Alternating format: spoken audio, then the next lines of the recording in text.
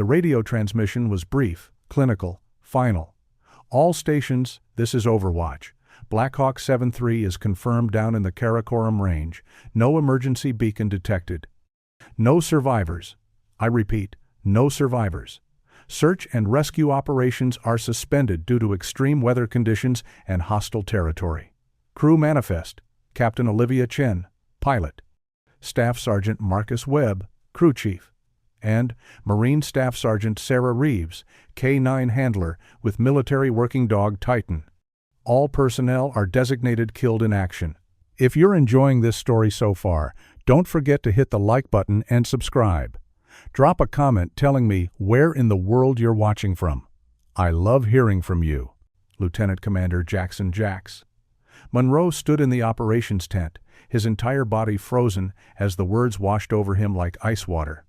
The tactical map on the screen showed a small red X in a sea of white, thousands of feet up in one of the most hostile mountain ranges on Earth, the Hindu Kush.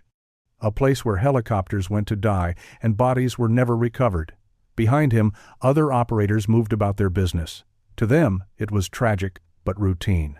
Another mission gone wrong in a war that had been grinding on for years, but for Jax, the world had just ended. Sarah, his Sarah.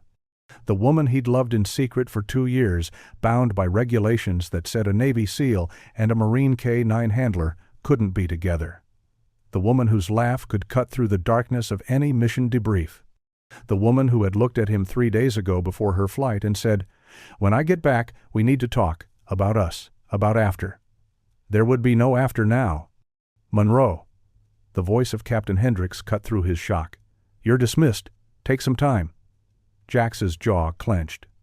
"Sir, I'd like to volunteer for the recovery operation when conditions improve." Hendricks's face softened with something like pity. "There won't be one, son. That crash site is in Taliban-controlled territory at 14,000 feet. The bird went down in a blizzard. Even if we could get a team up there, there's nothing to recover." "I'm sorry." The dismissal was clear. Jax saluted mechanically and walked out into the Afghan twilight. The forward operating base bustled with activity around him, but he moved through it like a ghost, seeing nothing, hearing nothing. He made it to his barracks, to the small private corner where he kept his gear. He sat on his bunk and pulled out his phone, swiping to the photos he wasn't supposed to have. Sarah in civilian clothes during their one unauthorized weekend in Dubai. Sarah with Titan, her massive Belgian Malinois, after he'd completed his explosive certification. Sarah, laughing at something Jax had said, her eyes bright with life. Gone. His hands were shaking. A Navy SEAL's hands never shook, but these did. He thought about the crash. A routine supply run through a mountain pass. The weather had turned violent without warning, a whiteout blizzard that had swallowed the helicopter whole. The last transmission from the pilot had been terse. Losing altitude, losing control, we're going down. Then, silence. Jax's mind, trained to solve tactical problems, ran the scenarios. The impact at that altitude, in those conditions. The cold. Even if someone had survived the crash, they wouldn't survive the night. It had been 18 hours since the bird went down. In those mountains, in that cold, 18 hours was an eternity. He closed his eyes and tried to pray, but the words wouldn't come. All he could see was Sarah's face. All he could hear was the silence where her voice should be. A sound broke through his grief. A scratching at his door, low, insistent, desperate. Jax opened it. A dog stood there, not just any dog, Titan. The 85-pound Belgian Malinois looked like he'd run through hell itself. His tan and black coat was matted with ice and mud. His paws were bleeding, leaving small red prints on the plywood floor. One ear was torn, crusted with dried blood. But his dark eyes were sharp, alert, burning with an intensity that made Jax's breath catch. "Titan?" Jax breathed, his mind, struggling to process what he was seeing. How, the dog didn't wait for him to finish. He grabbed Jax's sleeve in his jaws, not biting, just gripping with desperate pressure, and pulled. He released, barked once a sharp, commanding sound, then turned and looked back the way he'd come. Jax's training kicked in. K-9S, didn't just appear. They didn't travel hundreds of miles through enemy territory on their own. Titan shouldn't be here. He'd been on that helicopter. He should be dead. Unless. The thought hit Jax like a physical blow, so powerful it almost knocked him to his knees. Unless Sarah was alive. "Show me," Jax said, his voice rough. "Show me where she is, boy." Titan barked again, this time with what could only be described as relief, and took off at a limping run. Jax didn't think. He grabbed his go bag, already packed with his essential gear. Rifle, ammunition, medical supplies, cold weather equipment, survival kit. He slung it over his shoulder, checked his sidearm, and followed the dog into the descending night. They moved through the base like shadows. Jax knew the patrol routes, knew the blind spots. No one saw a SEAL and a war dog slipping through the perimeter fence and disappearing into the darkness beyond. Once clear of the base, Titan's pace increased. The dog moved with purpose despite his injuries, leading Jax northwest, toward the mountains. Toward the crash site that command had declared unreachable. Jax keyed his radio once, sending a pre-recorded message to his team leader. "Family emergency, taking personal leave. Will be off-grid for 72 hours.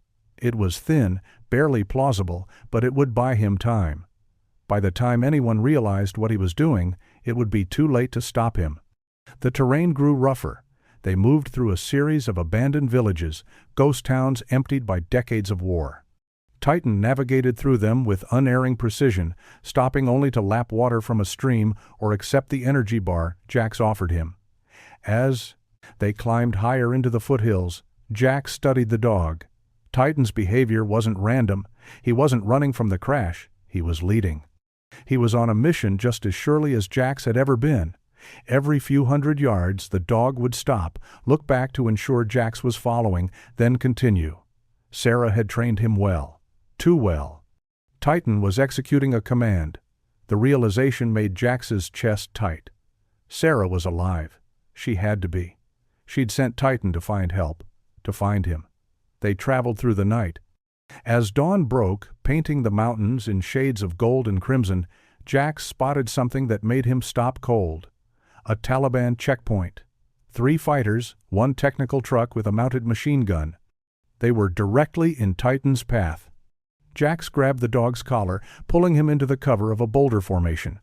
"Hold," he whispered, the command Sarah had taught him months ago when they'd been sneaking around. Titan obeyed, but his entire body vibrated with barely suppressed urgency. He whined, low and desperate, his eyes fixed on the path beyond the checkpoint. Jax studied the fighters. They were relaxed, passing a cigarette between them, their weapons slung. But alert enough, a direct assault was possible. He'd taken on worse odds, but the noise would alert every hostile for miles. And if Sarah was injured, if she was hiding, the last thing she needed was to have every Taliban fighter in the region converging on her position. He needed stealth. Jax pulled a small device from his pack. A distraction charge, basically a glorified firecracker with a timer. He set it for 2 minutes and threw it in a high arc over the checkpoint, landing it in a dry streambed 200 yards to the east. Then he and Titan waited. The explosion, when it came, was sharp and loud. The fighters jumped, shouting, grabbing their weapons. The Technical's engine roared to life. All 3 fighters piled into the truck and raced toward the sound, kicking up dust. "Go," Jax commanded. They sprinted across the road, Titan in the lead. They were 100 yards clear before the fighters realized it had been a decoy, and by then, Jax and Titan had disappeared into the maze of rock and scrub brush on the mountain's face. They climbed. The air grew thin and cold. Jax's lungs burned. Titan struggled, his injured paws leaving small blood smears on the rocks, but the dog refused to slow down. By midday, they reached the snow line. The temperature plummeted. Jax pulled on his cold weather gear, his breath misting in the frigid air. He tried to get Titan to wear the small pack with protective booties he'd brought, but the dog growled and pulled away, refusing to waste even a second. "Stubborn, just like her," Jax muttered, but there was no humor in it, only a desperate, gnawing fear. They entered a narrow gorge, walls of ice and rock rising hundreds of feet on either side. The wind here was a living thing, howling and vicious, trying to tear them from the path. And then, as they rounded a bend, Jack saw it. Wreckage, scattered across the white snow like the bones of some great metal beast. The tail section of the Blackhawk, torn free and wedged between two boulders. Pieces of rotor blade, twisted and blackened. A section of fuselage, barely recognizable. Titan barked, sharp and urgent, and took off running. Jax followed, his heart hammering. The main body of the helicopter was ahead, partially buried in a snowdrift against the gorge wall. The impact had been catastrophic. Nothing could have survived this. But Titan was at the wreckage now, digging frantically at the snow near the crew compartment, barking in a pattern. 3 short barks, pause, 3 short barks. The K9 alert signal for "found alive." Jax dropped to his knees beside the dog and started digging with his bare hands, adrenaline overwhelming the cold. His fingers hit metal, a door handle. He grabbed it and pulled with all his strength. The door gave way in a shower of ice and frozen metal. Inside the dark, cramped space, he saw 2 figures. Captain Chen, the pilot, was still strapped into her seat, her neck at an unnatural angle, gone instantly. Staff Sergeant Webb was in the back, his body crushed beneath a collapsed bulkhead, also gone. But in the very rear of the crew compartment, wedged into a small space between supply crates and the fuselage wall, wrapped in every piece of fabric and emergency blanket from the survival kit, was Sarah.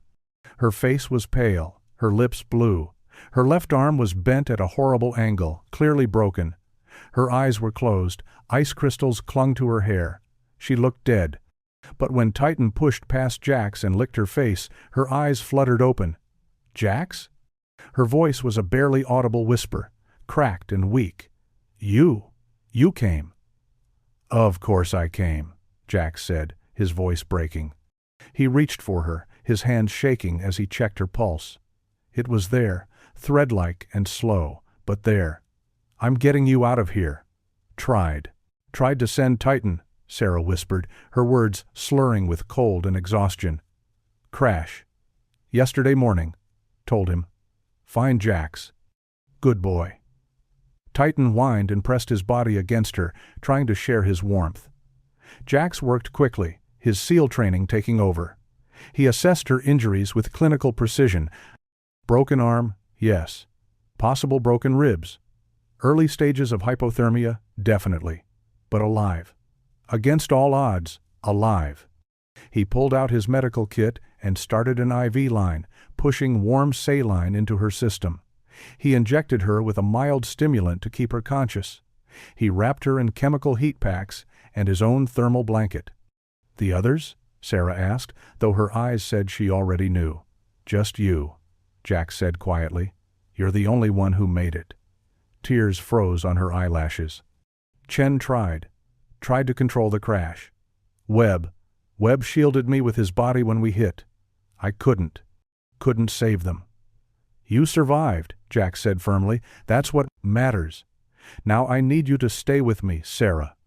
I'm going to get you home, but I need you to fight. Always fight," she whispered, managing the ghost of a smile. Then her eyes widened. "Jax. It wasn't an accident." "What?" "The crash. It wasn't the weather." She struggled to reach into her jacket with her good arm and pulled out a small object. A thumb drive. "Found this in the cargo." Was supposed to be medical supplies, but Chen opened one crate. Wrong manifest. It was weapons. American weapons. Someone's selling to the Taliban. There are photos. Evidence. On this. Jax stared at the drive, his mind reeling. "Someone shot you down?" "Not shot. Sabotaged." Chen said the controls went dead. All at once.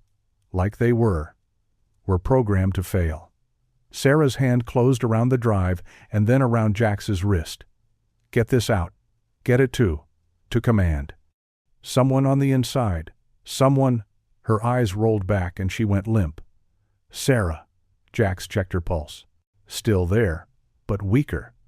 He didn't have time for this. He needed to get her off this mountain now. He pocketed the drive and made a quick decision. He couldn't carry her and all his gear. He stripped down to essentials: his rifle, his sidearm, medical supplies, and the survival kit. Everything else stayed. He fashioned a makeshift litter from the helicopter's seat webbing and pieces of the frame. It wasn't perfect, but it would have to work. Gently, he lifted Sarah onto it and secured her. Titan watched every movement, his eyes never leaving his handler. "Okay, boy," Jack said, strapping the litter to his back. "Now comes the hard part. We need to get home." The descent was a nightmare.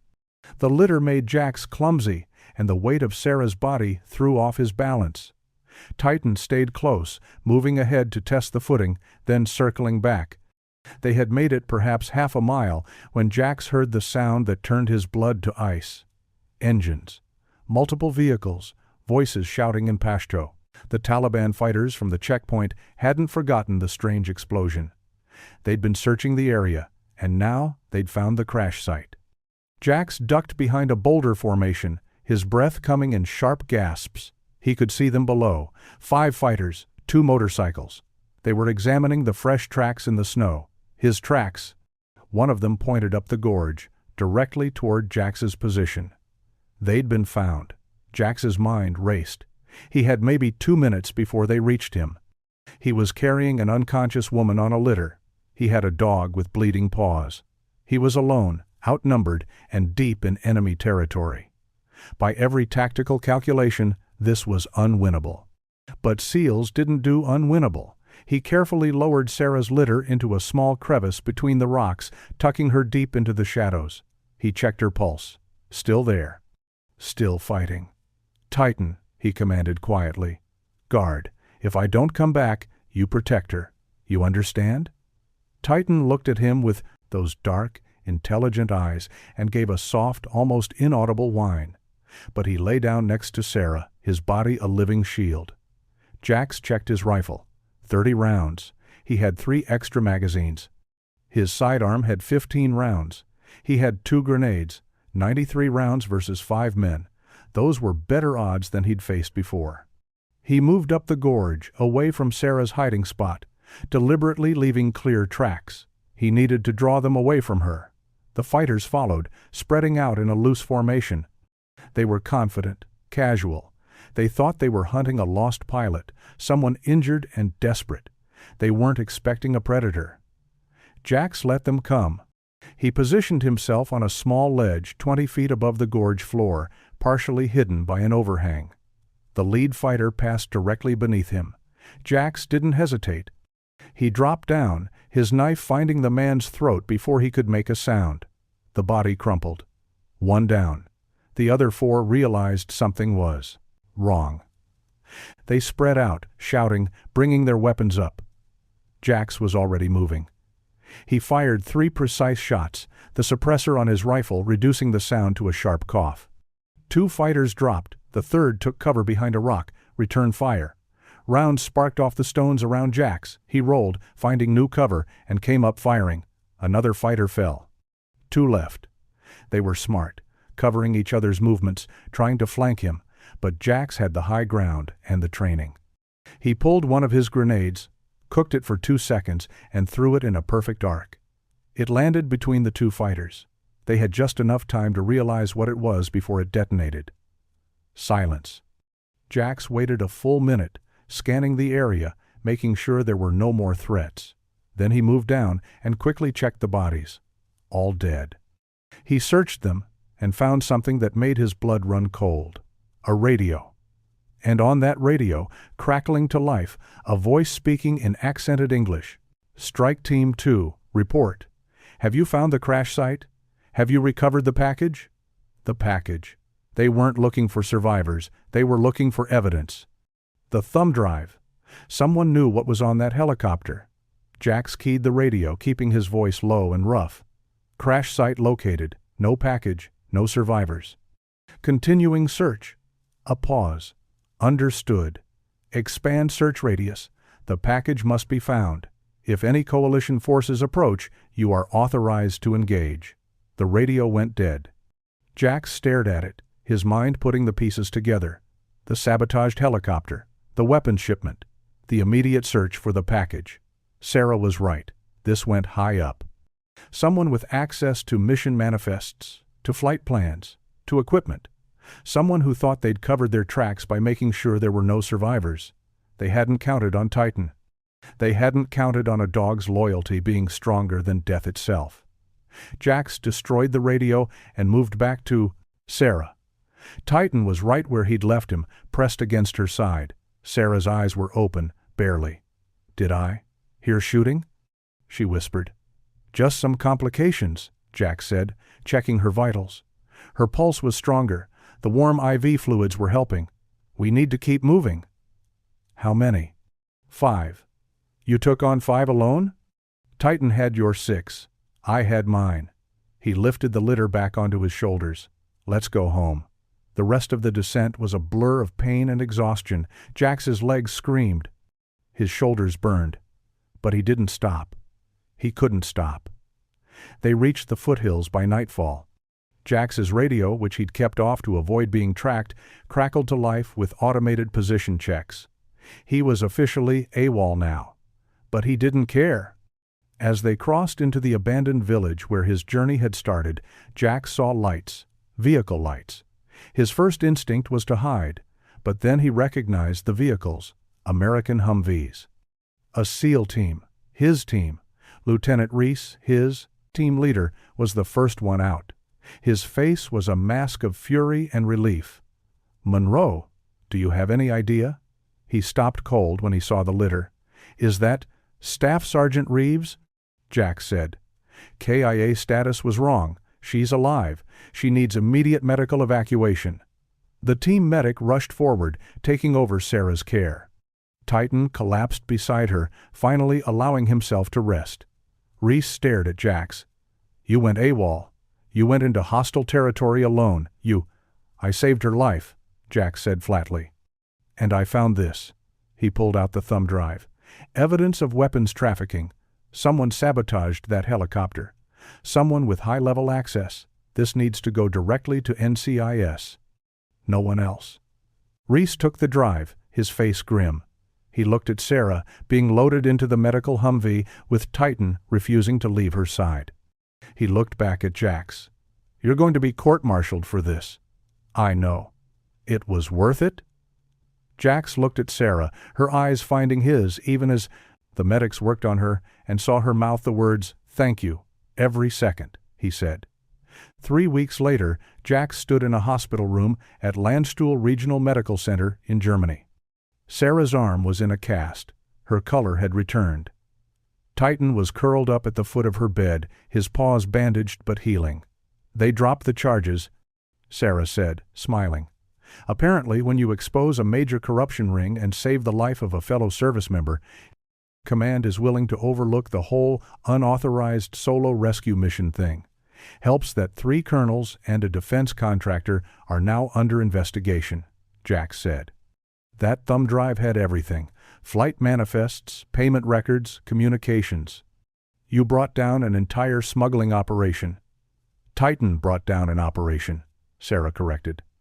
"I just had the good sense to train the smartest dog in the Marine Corps." At the sound of his name, Titan's tail thumped once against the bed. Jack sat down next to her, taking her good hand in his. "When you get stateside, when you're recovered, that talk you wanted to have, about us, about after. What about it?" "I'm ready," he said. "Regulations be damned. I'm ready to fight for this. For us." Sarah's smile was bright enough to light the whole room. "Good. Because I didn't crawl out of a helicopter crash and spend 18 hours in a frozen gorge just to let you go." Titan barked his agreement. 3 months later, on a small farm in Montana, a ceremony took place. It was simple, just close friends and family. Sarah walked down the aisle with her arm still in a brace.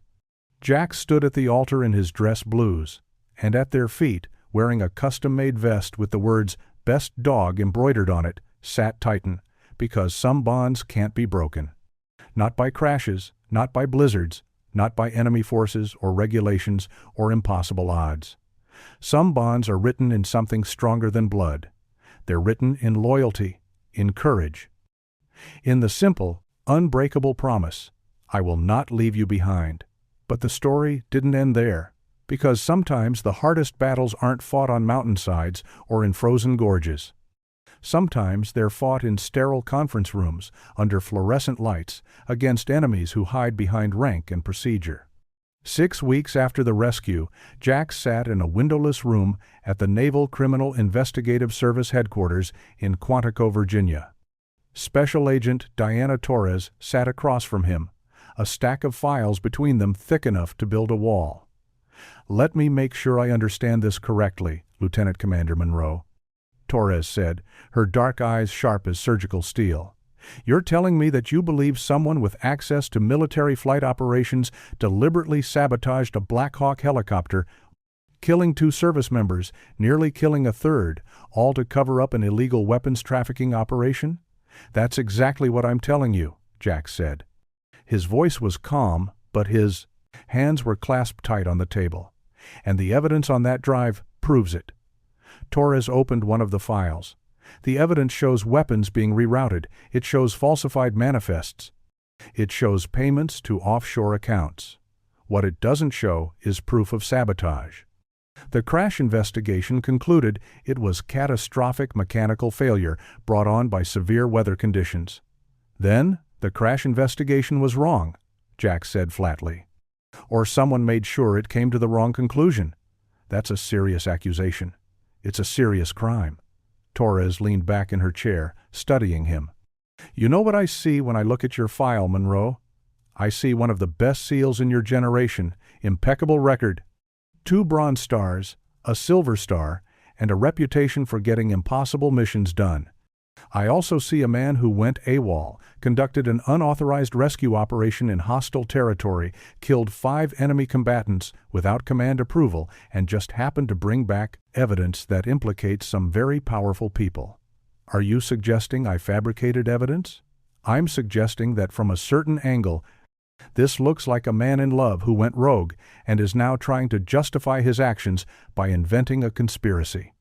Torres's voice wasn't unkind, but it was direct. "Your relationship with Staff Sergeant Reeves wasn't exactly a secret, despite the regulations." Jax's jaw clenched. "My relationship with Sarah has nothing to do with the fact that someone murdered 2 Americans and tried to murder a third, doesn't it? Because the way I see it, you had everything to gain by being the hero who saved her. You had everything to lose if you'd just let her be declared KIA and moved on." The words hit Jax like a physical blow. He forced himself to breathe, to stay calm. "You want to know what I had to gain, Agent Torres? I had to gain getting the woman I love off a frozen mountain before she died. That's it. That's the whole calculation. If you want to court-martial me for that, fine. But don't you dare dismiss what's on that drive because it's inconvenient." Torres's expression didn't change, but something flickered in her eyes. Respect, maybe. Or recognition. "The 3 colonels who've been arrested," she said quietly, "they're singing like canaries, trying to cut deals, pointing fingers at each other. And every single one of them has mentioned a name, someone higher up the chain, someone they call the broker." Jax leaned forward. "Who?" "We don't know yet.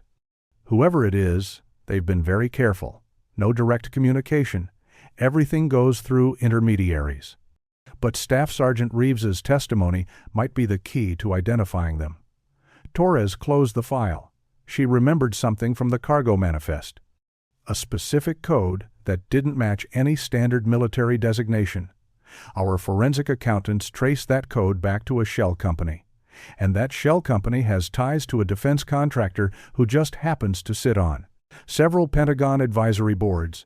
"Give me a name," Jack said, his voice dropping to something dangerous. "I can't. Not yet. But I can tell you this, when we bring them down, and we will bring them down, it's going to be because a Marine refused to die, a SEAL refused to let her, and a dog refused to accept that his handler was gone." Torres stood up, extending her hand. "Thank you for your service, Lieutenant Commander, both in the field and in this investigation. If this story has you on the edge of your seat, make sure to subscribe and turn on notifications so you never miss stories like this. Your support means everything and helps me bring you more incredible true stories of courage and loyalty. Jax shook her hand, but his mind was already elsewhere. On Sarah. On making sure she stayed safe until this was over. Because if the broker knew Sarah was alive, knew she was testifying, knew she was the key to unraveling everything, she was in danger. Sarah stood in the physical therapy center at Walter Reed Medical Center, sweat dripping down her face, her broken arm now free of its cast but still weak. The therapist, a patient woman named Lieutenant Chen, watched as Sarah struggled to do a simple exercise with a resistance band. "That's good, Sergeant," Chen said encouragingly. "You're making real progress." "I used to be able to do 50 pull-ups," Sarah said through gritted teeth. "Now I can barely lift a coffee cup. You fell out of a helicopter at 14,000 feet and survived 18 hours in sub-zero temperatures. I think we can cut you some slack on the pull-ups." Sarah smiled grimly and kept working. The physical pain was manageable. It was the other kind of pain, the survivor's guilt, that was harder to bear. She thought about Captain Olivia Chen, the pilot who'd fought to control the dying helicopter, who'd tried everything to save them. She thought about Staff Sergeant Marcus Webb, who'd used his own body to shield Sarah from the worst of the impact.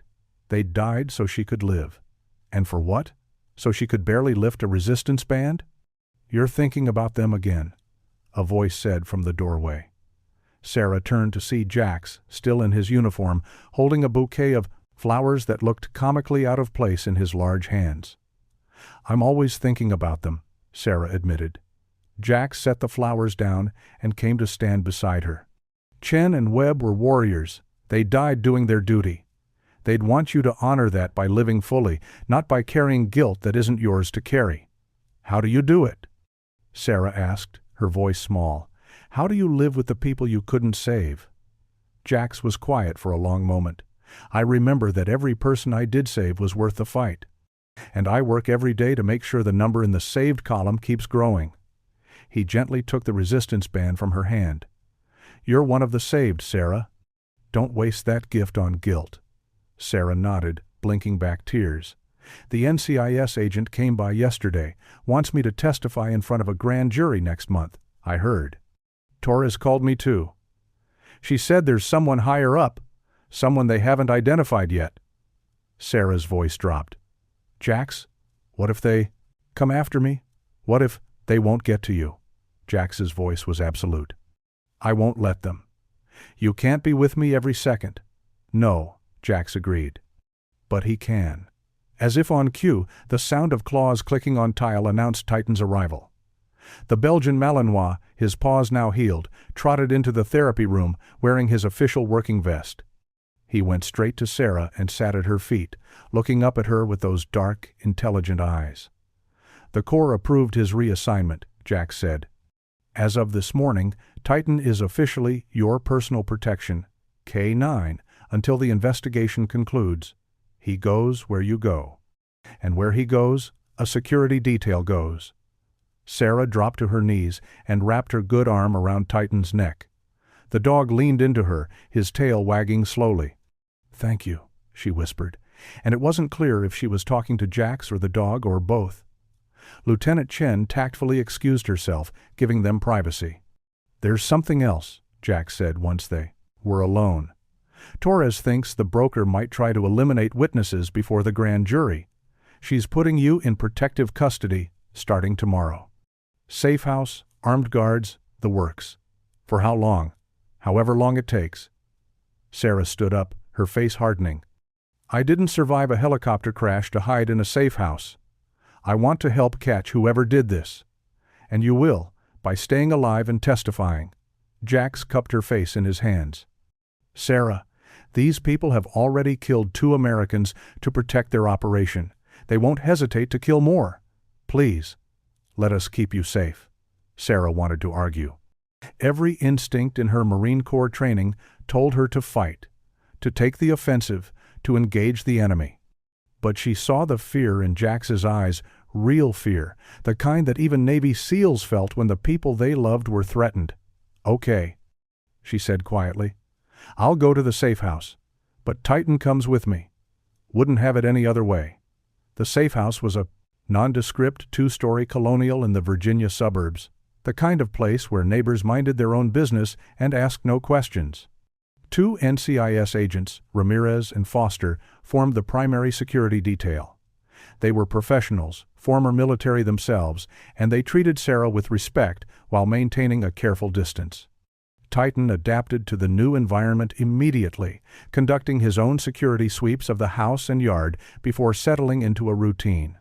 He slept across the threshold of Sarah's bedroom door, a furry tripwire that would alert to any threat. Jax visited when he could, which wasn't often enough. His SEAL team had been deployed on a short-notice operation that he couldn't discuss. But he called every night, and they talked about everything and nothing: future plans, past missions, the normalcy they both craved. 2 weeks into protective custody, Agent Torres arrived for another interview. She brought her laptop and a fresh file of evidence. "We're getting close," Torres said, setting up at the dining room table. "The forensic analysis of the helicopter's flight systems confirmed what you suspected. Someone uploaded a malicious code into the control software 3 days before your flight. The code was designed to trigger a complete system failure when the helicopter reached a specific altitude and GPS coordinate." Sarah felt ice water in her veins. Someone programmed it to crash. Exactly. And the sophistication of the code narrows down who could have done it. We're looking at someone with advanced technical knowledge, security clearance to access flight systems, and detailed knowledge of your mission profile. How many people fit that description? In your specific case, fewer than 20. We're running background checks on all of them now. Torres pulled up a photo on her laptop. "Does this man look familiar to you?" Sarah studied the image. It showed a middle-aged man in civilian clothes, gray hair, sharp eyes, standing in what looked like a military hangar. No. Should he? His name is Richard Holloway. He's a civilian contractor for Titan Defense Systems. Ironic name, I know. He's been working with the military for 15 years, specializing in helicopter avionics and flight control systems. According to his official record, he's a model contractor. Clearances, all current. Performance evaluations, all excellent. But, Sarah prompted, but he's got a problem with gambling. Lost over $300,000 in the last 2 years. And about 6 months ago, his debts mysteriously disappeared. Someone paid them off. The broker. Torres nodded. We think so. Holloway had the access, the knowledge, and the motive. We've been watching him for the past week. This morning, he made contact with a known arms dealer who has Taliban connections. So, arrest him, Sarah said. We will. But first, we want to see who he leads us to. Holloway is a middleman. We want the person giving the orders. Torres closed the laptop. Which is why I need you to do something that's going to sound insane. I'm listening. We've leaked information through a compromised channel that you're being transferred to a different safe house tomorrow. Same time, same route you took to get here. If the broker takes the bait, they'll make a move to intercept you. Sarah felt her pulse quicken. You want to use me as bait. I want to use a decoy as bait. Female agent, your height and build, wearing your clothes, with a K9 that looks similar to Titan. You'll be here, completely safe. But the operation will draw out anyone who wants to silence you. And if it works, we follow the attack team back to whoever sent them. We get the broker. Torres's face was serious. But you need to understand the risk. Even with a decoy, if the attack is sophisticated enough, they might realize it's a trap. And if they do, they might come here instead. Sarah looked at Titan, who was lying near her feet, his ears perked and alert. She thought about Chen and Webb, about the helicopter, about justice. Do it, she said. The next morning, Sarah watched from a second-floor window as a woman who could have been her twin walked out of the safe house, flanked by agents, with a Belgian Malinois on a lead. The convoy of 2 black SUVs pulled away, heading east. Sarah's real protection detail had been tripled. 8 agents now secured the house, with Overwatch positions on neighboring roofs. Titan was on full alert, prowling the ground floor. Jax had been brought into the operation, much to his displeasure. "I don't like you being part of this," he'd said over the phone an hour earlier. "But I like the idea of the broker walking free even less." Now Sarah waited. The house was silent except for the quiet footsteps of the agents moving through their security protocols. The radio crackled. It was Agent Ramirez, positioned in the front observation post. "Shadow Team reports convoy has reached checkpoint 1. No signs of pursuit." Sarah exhaled. Maybe this wasn't going to work. Maybe the broker was smarter than— "Wait." Ramirez's voice was sharp. "Shadow Team reports 3 vehicles, no plates, high-speed approach from the north. They're moving to intercept the convoy. This is it. This is the hit." Torres, who was in the house coordinating, spoke into her own radio. "All shadow units, maintain cover. Let them commit. I want positive identification of everyone involved."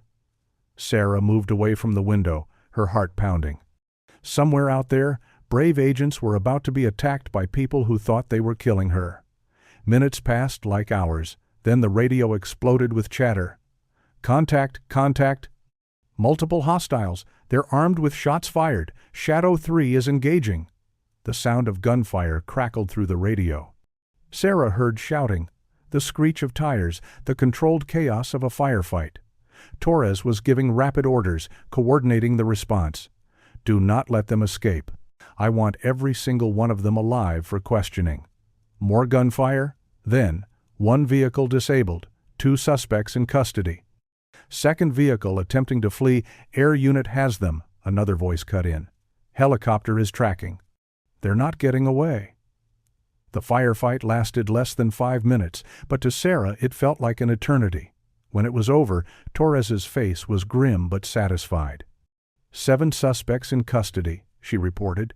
2 wounded, none critically, no casualties on our side. She looked at Sarah. "And you just helped us catch the people who tried to kill you." But as the afternoon wore on and the interrogations began, something became clear. The captured attackers were hired muscle, contractors paid to do a job. They'd received their orders through encrypted communications.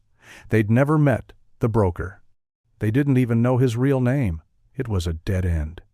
Torres stood in the safe house living room, frustration evident in every line of her body. Whoever the broker is, they're too insulated, too careful. Sarah sat on the couch, Titan's head in her lap.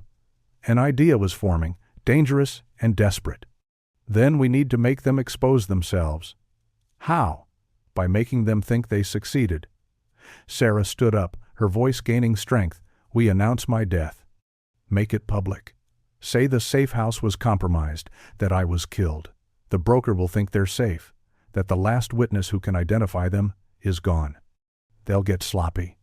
Torres was already shaking her head. "That's exactly the kind of risk I can't authorize."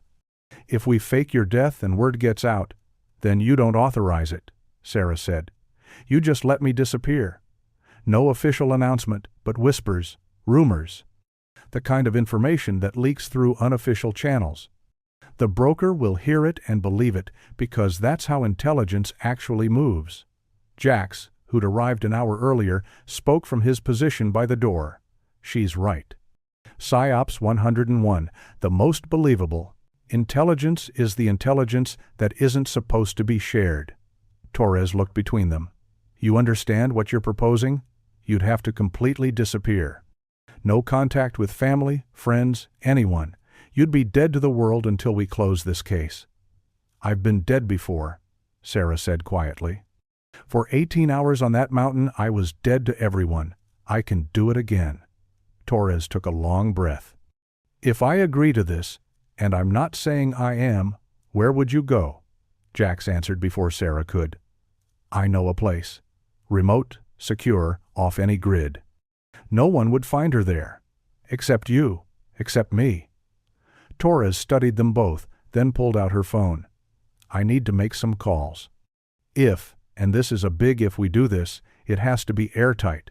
One mistake and the whole operation falls apart."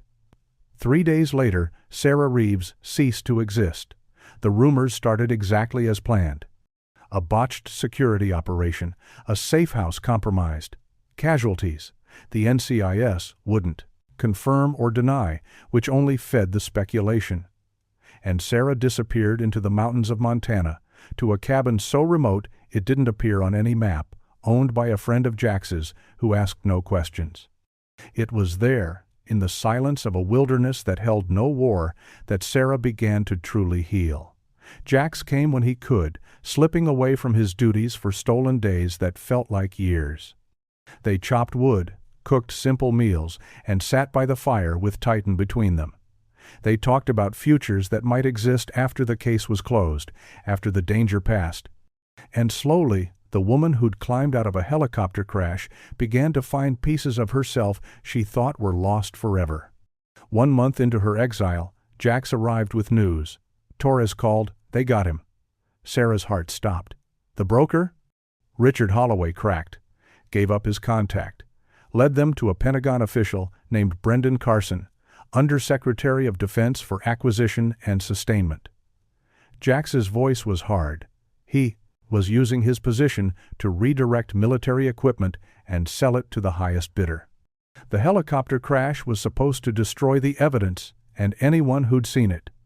Is he in custody? As of 3 hours ago, along with 8 others in his network. The operation is over, Sarah. You can come home. Sarah should have felt relief, victory. But all she felt was exhaustion and a strange kind of sorrow. Chen and Webb are still gone. Bringing down Carson doesn't bring them back. Jax knelt in front of her, taking her hands. No. But it means their deaths weren't meaningless. It means the corruption ends here. It means no other pilots or crew members will die because someone wanted to make money off their service. Titan, sensing the emotion in the room, pressed against Sarah's leg. When do we leave? Sarah asked. Whenever you're ready. Sarah looked around the cabin, at the sanctuary it had become. Then she looked at Jax, at the man who'd refused to let her go, who'd climbed a mountain in a blizzard because he believed she was alive. I'm ready, she said. Let's go home. The grand jury indictment was announced on a cold December morning. The story made national news. A conspiracy that reached into the highest levels of the Department of Defense. Weapons trafficking, equipment sabotage, murder. And at the center of it all, the testimony of a Marine K-9 handler who'd survived the impossible, and the Navy SEAL who'd refused to accept her death. Sarah stood in full dress uniform outside the federal courthouse, Titan at her side, as reporters shouted questions. She ignored them all until one voice cut through the chaos. Sergeant Reeves, what do you want people to know about what happened? Sarah stopped. She turned to face the cameras. I want people to know that Staff Sergeant Marcus Webb and Captain Olivia Chen were heroes who died protecting their crew. I want people to know that loyalty, whether it's between Marines, between a handler and her dog, or between two people who love each other, is stronger than any conspiracy. And I want people to know that the men and women in uniform are worth protecting, worth believing in, and worth fighting for. She turned and walked away, Jax at her side, Titan between them. Behind them, the courthouse doors closed on the man who'd tried to make them all disappear. But they hadn't disappeared. They'd survived. And in surviving, they'd made sure that justice lived too. The wedding took place on a crisp autumn morning in Montana, far from the politics and bureaucracy that had consumed their lives for nearly a year. The guest list was small Jax's SEAL team, a handful of Marines from Sarah's unit, Agent Torres, who'd become an unexpected friend, and the therapy dog trainer who'd helped Titan recover from his injuries. The ceremony was held outdoors, in a meadow surrounded by mountains that had once been their enemy and had now become their sanctuary. Sarah wore a simple white dress, and Jax stood at the makeshift altar in his dress blues, his hands trembling slightly as she walked toward him. But the moment that made everyone reach for tissues came when Titan, wearing a custom vest with ring bearer embroidered on it, walked down the aisle carrying a small pouch with their wedding bands. His gait was still slightly uneven from his injured paw, but his head was high, his posture proud. He was a warrior who'd earned his peace. Lieutenant Reese, Jax's team leader, officiated. His voice was gruff with emotion as he spoke about bonds forged in fire, about loyalty that transcends duty, about love that refuses to accept the impossible. I've seen Jax do things that defy explanation, Reeves said, looking at the gathered crowd. I've seen him complete missions that shouldn't have been possible. But nothing, absolutely nothing, compares to what he did when he went into those mountains alone. Because that wasn't about orders or objectives. That was about love. That was about refusing to let death have the final word. He turned to Sarah. And I've heard the story of what you did in that helicopter, how you protected evidence even while injured. How you sent Titan to find help when any reasonable person would have given up. How you survived 18 hours in conditions that would have killed most people in 18 minutes. That's not just training. That's not just toughness. That's the will to live, because you knew someone was coming for you. Reese looked at Titan, sitting perfectly still between bride and groom. And this magnificent dog traveled over 50 miles through enemy territory, injured, exhausted, driven by nothing but the command you gave him and the bond you'd built. He didn't know if he'd make it, he just knew he had to try. The old SEAL's voice cracked. If that's not a picture of what marriage should be, refusing to give up, traveling impossible distances, trusting that the other person is worth every step, then I don't know what is. When Jax and Sarah exchanged vows, they added a third promise. Together, they knelt before Titan and spoke words they'd written specifically for him. "You are not our pet," Sarah said, her hand resting on his head. "You are our brother in arms. You are family. You saved my life, and we promise to honor that gift every single day we have together." Titan's tail wagged slowly, and he leaned into her touch. The reception was held in a barn that had been decorated with wildflowers and string lights. As the sun set and the stars emerged, the celebration took on a warmth that felt earned, fought for, precious. Agent Torres cornered Jax near the makeshift bar. "You know Carson's sentencing is next month," she said, sipping champagne. 30 years minimum. The others in his network are looking at similar time. "Good," Jax said simply. "There's something else you should know." Torres's voice dropped. "We found evidence of 3 other similar operations. Carson wasn't the only one. This goes deeper than we thought." Jax felt the familiar weight of duty pressing down on him. "Are you asking me to—" "No," Torres cut him off firmly. "I'm not asking you to do anything. You've done more than enough. This is someone else's fight now." She raised her glass. "Tonight, you get to just be a man who married the woman he loves. The war can wait." Jax touched his glass to hers. "Thank you." Later, as the party wound down and guests began to drift away, Jax and Sarah stood at the edge of the meadow, watching the mountains turn purple in the twilight. Titan sat between them, his body warm against their legs. "Do you ever think about that day?" Sarah asked quietly. "About what would have happened if Titan hadn't made it to you?" "Every single day," Jax admitted. "But not with regret, with gratitude, because he did make it.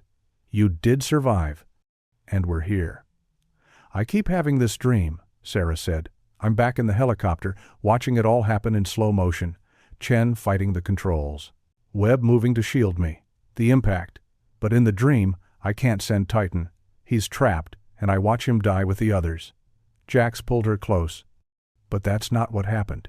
You did send him. You made the impossible choice, and it saved your life." "I know, but I think about all the times it could have gone wrong.